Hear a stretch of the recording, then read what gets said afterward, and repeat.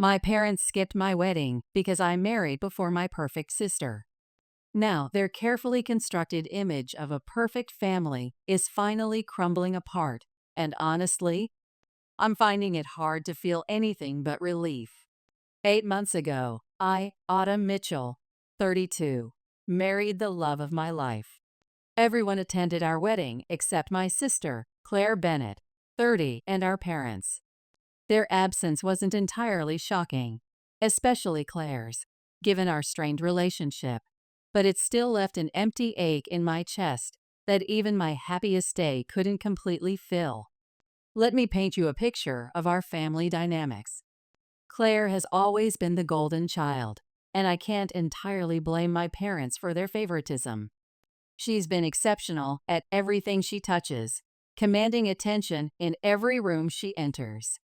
From her first Instagram post to her latest charity gala, she's built herself into a social media powerhouse, with hundreds of thousands of followers hanging on her every carefully curated post.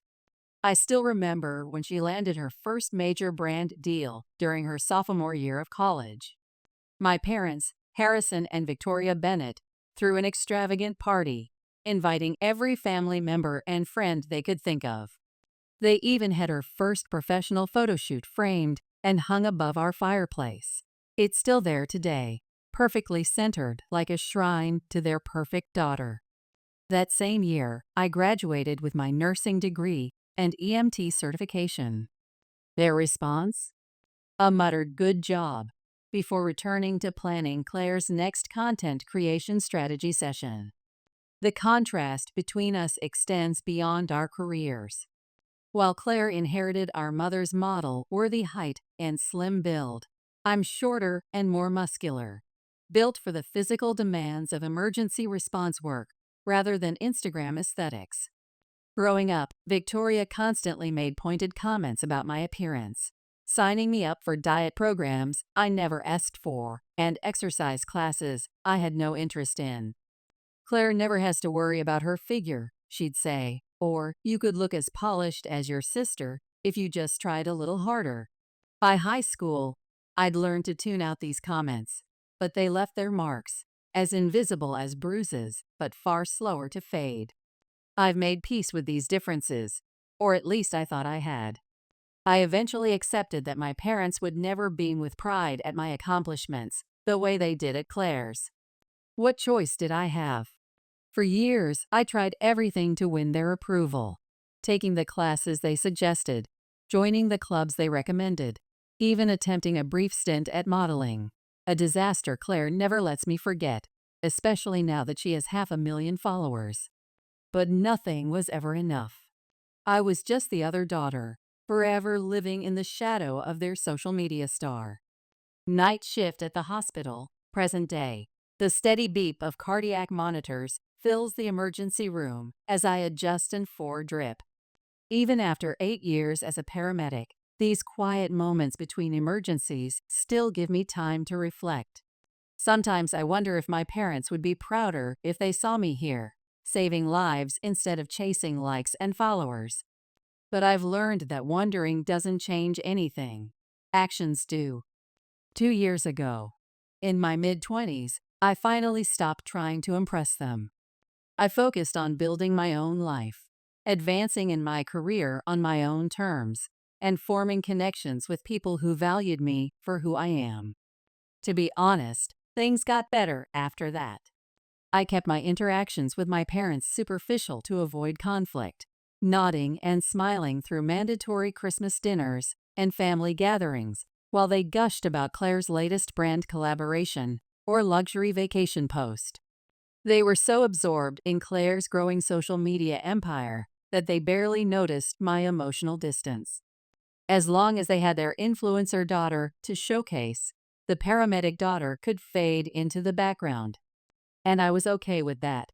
Or so I told myself. The day I met Nathan. Then I met Nathan. Not at a glamorous industry event or through a carefully orchestrated social media campaign, but during the chaos of a multi-car pileup on the interstate. He was the attending trauma surgeon when my ambulance brought in critical patients. While everyone else was rushing around in panic, he maintained this incredible calm, his hands steady as he worked to save lives. What struck me most was how he actually saw me, not as Claire Bennett's sister or the family disappointment, but as a skilled professional. He valued my quick thinking during emergencies and respected my assessment of patients. He laughed at my dry humor during our coffee breaks between shifts. And yes, he even loved my body type, strong from years of lifting patients and equipment. From our first real date, grabbing breakfast after an exhausting night shift, he never once suggested I should change or compared me to anyone else. When he proposed 4 years later, it wasn't during a staged photo shoot or at a trendy restaurant. Instead, it was just us in our apartment, still in our scrubs after a long shift, eating takeout with our favorite medical drama playing in the background. It was perfect because it was real. No filters, no carefully crafted caption, just us. The engagement announcement. When I told my parents about the engagement last year, their reaction should have been my first warning sign. There was no congratulations, only silence. Then Victoria asked if I was sure I wanted to rush into things and suggested I might want to tone up before the wedding. Harrison barely said anything at all. At the engagement party, I was too anxious to fully process their odd behavior, but Nathan noticed. While I was busy greeting guests, he overheard them in a corner, huddled over Victoria's phone. They were on a video call with Claire, who was apparently crying. Nathan caught fragments of their conversation. Something about this not being the plan, and how they never expected Autumn to get married first. The realization hit me later. In their perfectly curated family narrative, the successful influencer sister was supposed to have the fairy tale wedding first, not the paramedic who spent her days in an ambulance. Wedding preparations. Looking back, there were red flags throughout the wedding planning process. Despite not even being engaged, Claire already had multiple Pinterest boards filled with wedding ideas, carefully curated by our mother. Victoria showed zero interest in helping me choose a dress or venue. The few times I tried to show her potential wedding locations, she'd somehow steer the conversation back to Claire's latest sponsored post or upcoming brand collaboration. When I finally found my dress, a simple but elegant A-line gown that made me feel beautiful, Victoria's only comment was that it was practical and suitable for my body type. She said this while scrolling through her phone, barely looking up at the dress I'd spent months searching for. I caught a glimpse of her screen. She was liking Claire's latest Instagram posts from her luxury vacation in the Maldives. My future mother-in-law, Elizabeth Cooper, stepped in and became the mother figure I needed during the planning process. As a retired nurse herself, she understood the challenges of balancing wedding preparations with the unpredictable schedule of emergency medicine. She'd bring wedding magazines to the hospital during my breaks, and we'd plan between my shifts. "Sweetheart," she'd say, "any mother would be proud to have a daughter who saves lives for a living." The wedding invitations. I meticulously reviewed the guest list with Nathan, making sure no one was overlooked. We sent both digital and paper invitations. I even double-checked the tracking numbers on my breaks between emergency calls. The digital invitations came with read receipts, so I know for certain my parents received theirs. When they didn't RSVP, I tried reaching out multiple times, calls during my commute, texts between patients, emails during my rare quiet moments at the station. Their responses were either non-existent or vague, "We're very busy," or "We'll need to check our schedules." I noticed they had time to attend Claire's sponsored events and help her plan elaborate photo shoots, but somehow couldn't find a moment to respond to their daughter's wedding invitation. The wedding day. The wedding day itself was beautiful, despite their absence. We held a relaxed afternoon celebration after a morning ceremony in a garden setting.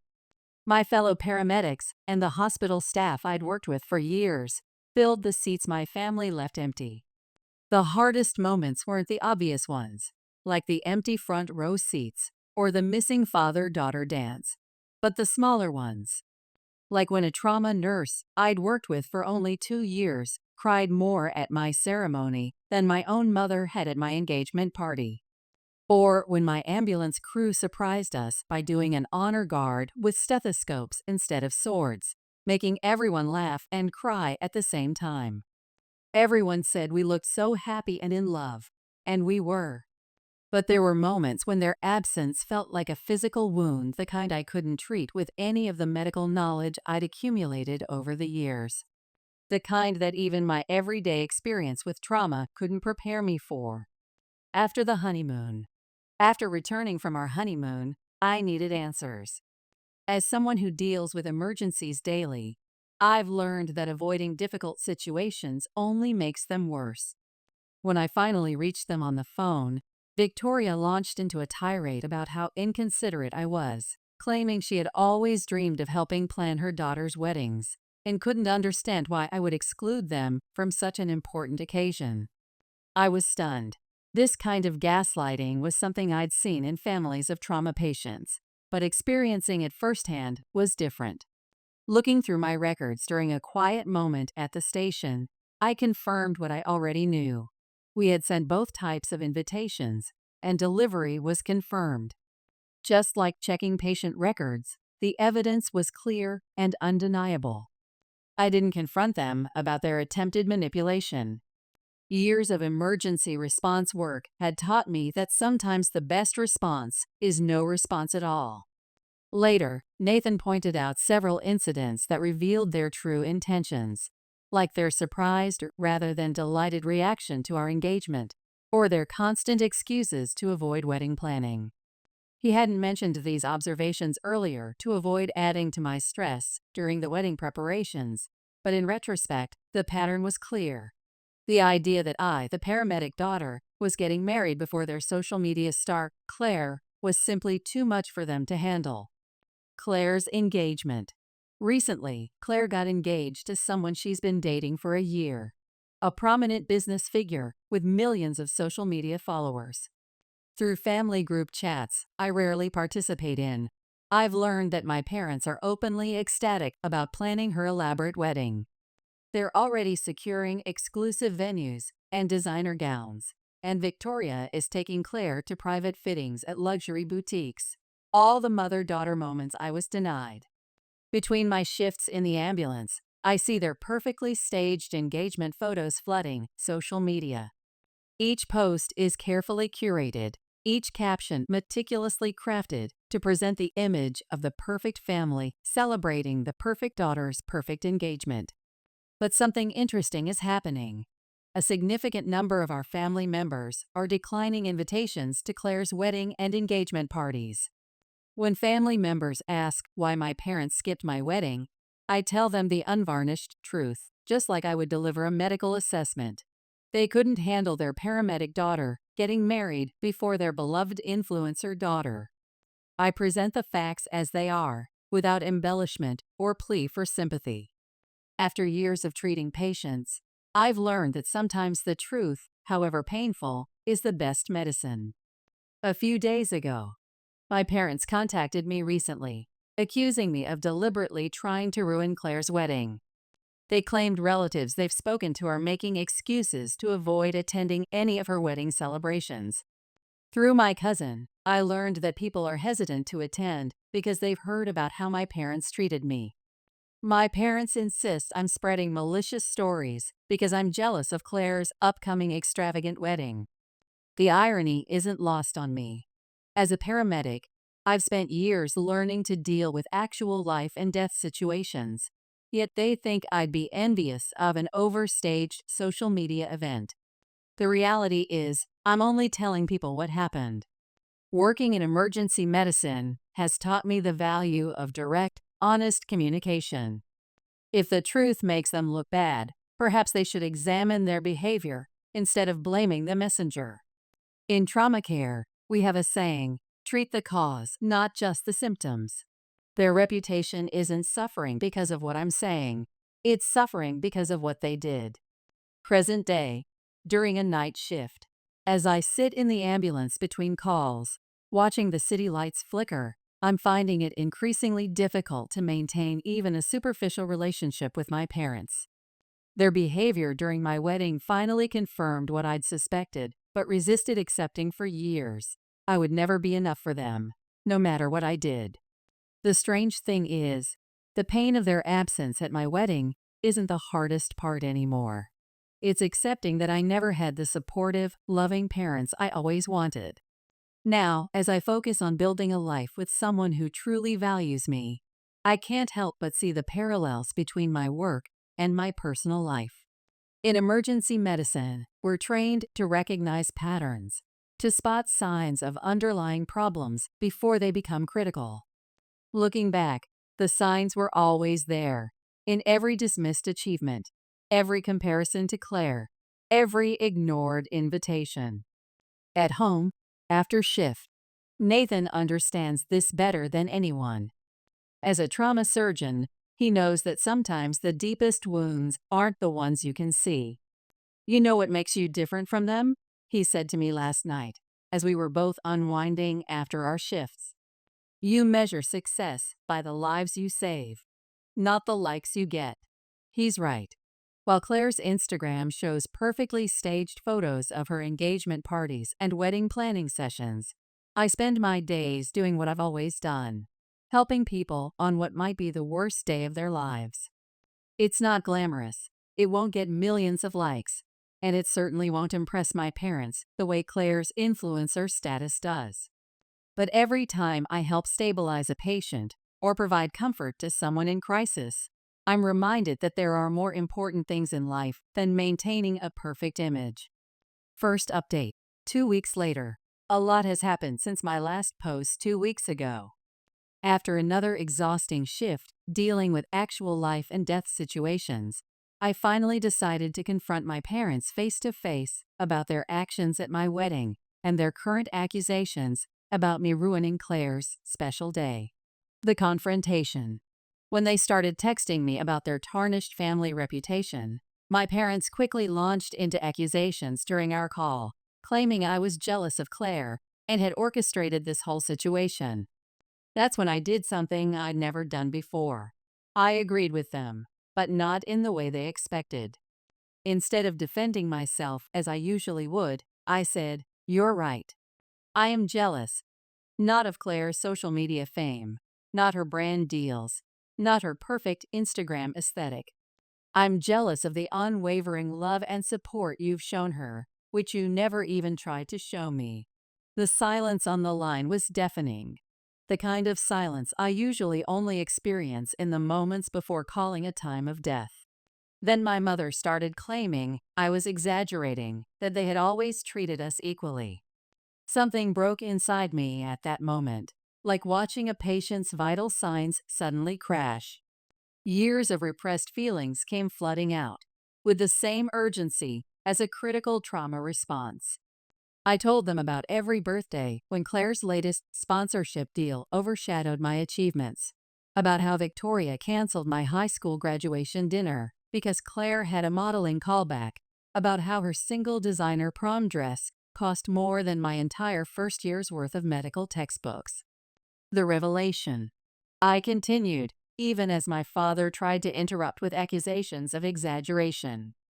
I described what it was like to watch them spend years planning Claire's hypothetical wedding on Pinterest while showing zero interest in my actual wedding. I told them how it felt to see their empty seats at my ceremony, how my mother-in-law had to step in for everything from venue hunting to dress shopping. Their response was like a textbook case study in emotional manipulation, something I've seen countless times in domestic crisis situations. They flipped it back on me. "Why didn't you ever speak up if you felt this way?" they demanded, as if I hadn't been trying to communicate with them for years. Then my mother said something that finally made everything click. "We never thought you'd go to such lengths as to try to ruin Claire's wedding out of spite, but we always knew you were insecure about her success," she stated. "This is not how we raised you." The diagnosis. In that moment, I had the same clarity I get during critical emergency situations. They couldn't hear me at all. Even during this conversation about their absence from my wedding, they were more concerned about Claire's upcoming social media perfect nuptials than the pain they'd caused me. For the first time in my life, I didn't try to patch things up, didn't attempt emotional triage like I usually would. Instead, I told them exactly what I thought, with the same directness I use when delivering difficult news to patients' families. The confrontation continues. "You're right about one thing," I said, using the same steady voice I use when explaining serious conditions to patients' families. "You did raise me. You taught me that I would never measure up, that Claire's social media metrics would always matter more than my real-world accomplishments, that maintaining your perfect family image was more important than acknowledging your daughter who saves lives for a living. But you taught me something else you didn't intend to. You taught me that I deserve better than this." There was a long pause, the kind I've experienced in emergency rooms when families are processing devastating news. Then my father spoke in a controlled tone that reminded me of administrators trying to downplay hospital incidents. "Maybe it's time we stop pretending we're bad parents, since you've clearly decided we are, and you obviously take pleasure in watching us suffer. We thought you would help fix this situation because you're family, but it's clear you've made your choices." My mother delivered the final blow. "Perhaps you just couldn't handle not being the center of attention, Autumn. We always tried to treat you both fairly. That's not our fault. You chose to play the victim, while your sister chose to build something meaningful." The aftermath. I didn't argue. What would be the point? Just like in emergency medicine, sometimes you have to recognize when further intervention would be futile. They had just validated everything I'd been saying. They were incapable of acknowledging their role in anything, even in this final conversation. I simply said goodbye and hung up. The relief I felt afterward surprised me. It was similar to the feeling after successfully stabilizing a critical patient. There were tears, yes, but they weren't the desperate, crushing ones I remembered from my younger years. They were cleansing tears, like washing out a wound before it can properly heal. Later that evening, Nathan found me on our back porch, watching the sunset. The same kind of sunset I often see at the end of a long shift, marking another day of lives saved and lost. He sat beside me and took my hand, maintaining the comfortable silence we've learned to share after particularly challenging cases. "They're never going to change, are they?" I asked after a while, thinking about how some conditions are chronic, requiring lifetime management rather than hoping for a cure. "No," he replied, squeezing my hand. "But you have. And that's what matters."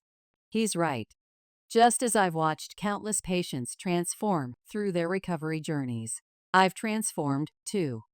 The young paramedic who desperately tried to win her parents' approval no longer exists. The woman who emerged from that last conversation doesn't need their validation anymore. She's too busy actually making a difference in people's lives. While it's painful to accept that my parents will never be the supportive force I needed them to be, it's not as painful as maintaining false hope for a change that will never come. For the first time, I don't really care about what happens with Claire's Instagram perfect wedding or the family drama it's creating. I've said my piece, and they can deal with whatever consequences come their way. The strangest part, I feel lighter, like I've finally put down a heavy piece of equipment after a long shift. It's not the fairy tale ending I once hoped for with my parents, but maybe it's the ending I needed. The freedom to stop trying to earn love that should have been given freely. Second update. 3 days later. 3 days have passed since my confrontation with our parents, and things have taken an unexpected turn. Claire decided to insert herself into the drama, but her approach backfired spectacularly. Claire's message. Yesterday morning, while I was finishing up a night shift, Claire sent me what she probably thought was a carefully crafted message. Her tone, perfected through years of brand collaborations and sponsored content, was evident in every word. What you said to your parents was completely inappropriate. They've supported us through every stage of our lives and given us everything. You can't just accuse them of being bad parents because you're insecure about the choices you've made in life.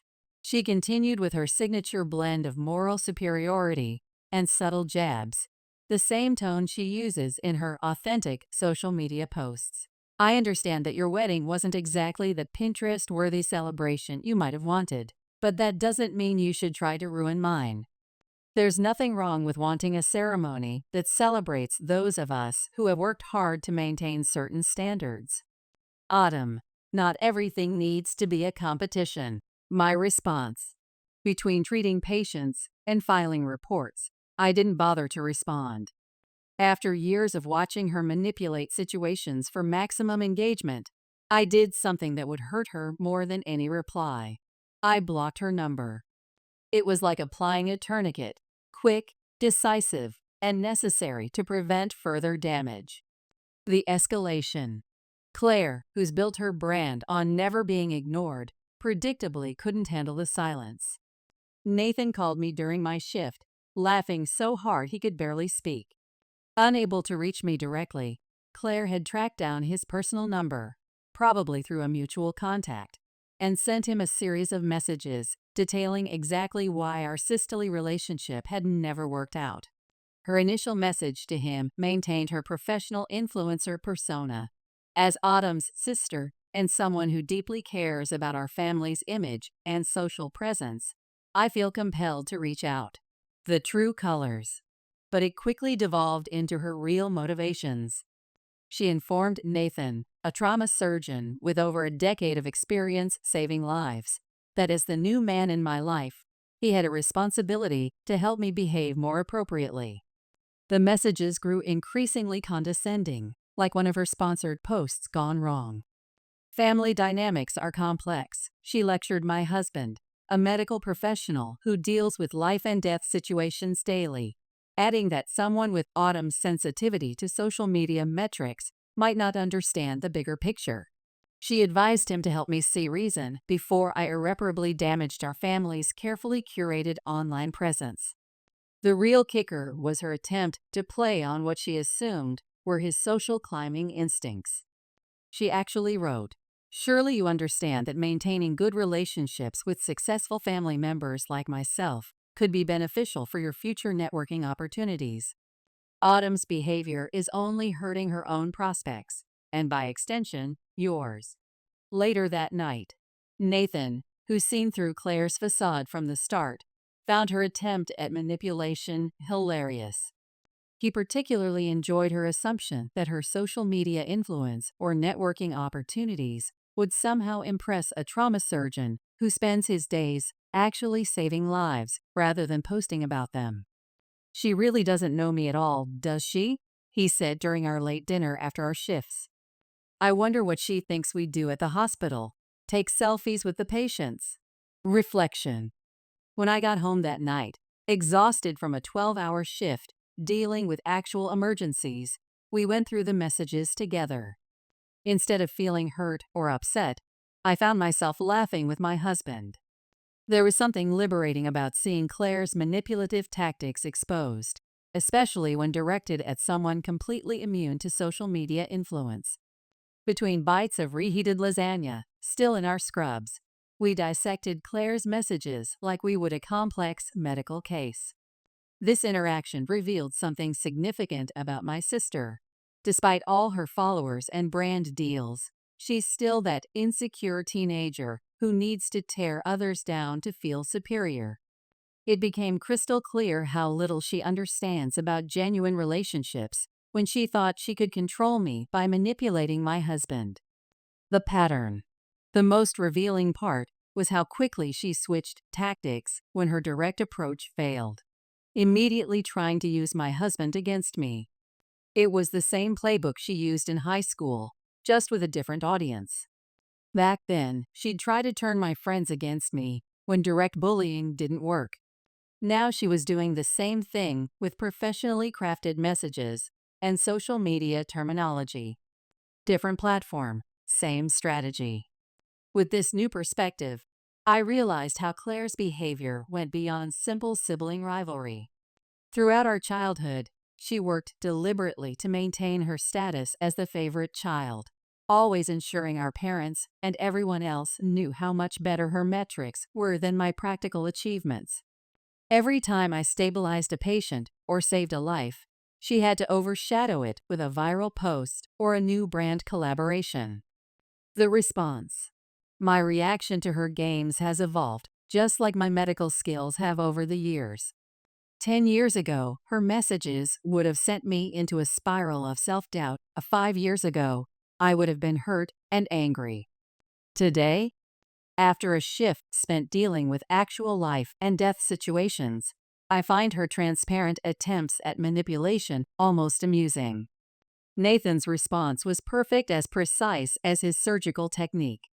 Instead of getting entangled in her drama, he simply replied, "Thank you for your concern about Autumn's well-being." As her husband and fellow medical professional, I'm focused on supporting her work, saving lives, not managing her social media presence. I think it's best if you direct any future concerns to Autumn directly. Have a nice day. Claire's final message. After not getting her desired engagement rate, Claire sent one last message. I see she's poisoned you against the family too. Don't say I didn't try to help when this all impacts your social standing. Evening reflection. Ironically, Claire's attempt to help has only strengthened my resolve to maintain distance from my family's toxic dynamics. Her messages to my husband proved nothing has changed. She's still the same calculating person who needs to control every narrative, who sees any deviation from her perfect family script as a threat to her brand. The most satisfying part of this whole incident was seeing how completely ineffective her persuasion tactics were. Instead of driving us apart as she intended, her attempts at manipulation brought Nathan and me closer together. While she worried about social media fallout, we spent the evening planning a weekend getaway between our hospital shifts. Third update, 2 weeks later. Things have taken unexpected turns in the past 2 weeks. Despite my parents' desperate attempts to salvage their reputation, the situation is spiraling beyond their carefully curated control. Through family connections, I've learned that my parents have been on a frantic campaign to correct the narrative. Between Claire's sponsored posts and wedding planning updates, they've been calling each relative individually, accusing me of spreading vicious stories because I'm jealous of Claire's perfect wedding. They claim I'm just bitter because her wedding will be more sophisticated and Instagram-worthy than mine was. Their latest story is particularly ironic. They're claiming I deliberately excluded them from my wedding so I could play the victim. Somehow, despite living in the same house for 30 years and maintaining the same email addresses since email was invented, they're telling people I sent their invitation to an old address and outdated email. As someone who double-checks medical charts for a living, the absurdity of this claim is almost amusing. The fallout. The good news? Their damage control efforts are backfiring spectacularly. Our family members, who have watched me grow from a dedicated nursing student to an emergency responder, aren't buying it. In fact, several relatives have come forward with their own stories about my parents' history of favoritism. One aunt recalled how Victoria had pulled similar stunts at family events before, always trying to ensure Claire was the center of attention. The way our extended family has responded to my parents' manipulation is the most validating development. Key family members, some of whom were supposed to have significant roles in the event, are withdrawing their support from Claire's wedding. They might lose access to the exclusive venue they secured through family connections. Even a family friend's luxury clothing boutique has suddenly developed scheduling conflicts. The breaking point. Things reached a breaking point at a family gathering last weekend. While I was on call, handling actual emergencies, there was apparently drama unfolding at the event. When someone innocently asked about my wedding photos, Victoria had an emotional meltdown worthy of a viral video. She launched into a defensive tirade about how I had changed after marriage and was trying to destroy the family's reputation. her performance backfired, shocking several relatives who hadn't been aware of the situation and further damaging their carefully maintained image. The irony. There's a certain irony in watching my parents' desperate attempts to maintain their perfect family facade become the very thing that's causing it to crumble. As a paramedic, I've learned that sometimes the harder you try to control a situation, the more it spirals. Each time they try to justify their absence from my wedding, they end up revealing more about who they really are. Just like how we can't hide underlying symptoms in emergency medicine, people are starting to see through their deception. The more they try to paint me as the villain, the more their true colors show through their carefully filtered family portrait. The aftermath. Family members who previously remained neutral to keep the peace are now taking sides. Recently, even my father's brother, who had always stayed silent to maintain family harmony, reached out to apologize for not speaking up sooner about how they treated me. He and his family have decided not to attend any of Claire's wedding-related festivities. I haven't had to respond to any of this directly. Just like in emergency medicine, sometimes the best course of action is to step back and let the natural healing process take place. The truth is doing all the work for me. Every time Claire and my parents try to spin the narrative, they end up revealing more of their toxic behavior. Present day. At the emergency room. Personally, I'm doing better than ever. Between saving lives in the ambulance and building a life with Nathan, I found something my parents and Claire never had: genuine purpose. I no longer carry the weight of trying to earn my parents' approval or managing Claire's emotions. For the first time in my life, I'm not concerned about maintaining their perfect family image.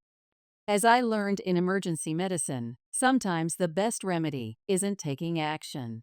It's letting the truth speak for itself. Just like how we sometimes have to let a wound breathe to heal properly. I'm letting this situation resolve naturally. Final thoughts. I'm grateful to the Reddit community for giving me the courage to stand up for myself. Your guidance and encouragement have meant more to me than you know. Sometimes it takes strangers on the internet to show you what real family support looks like.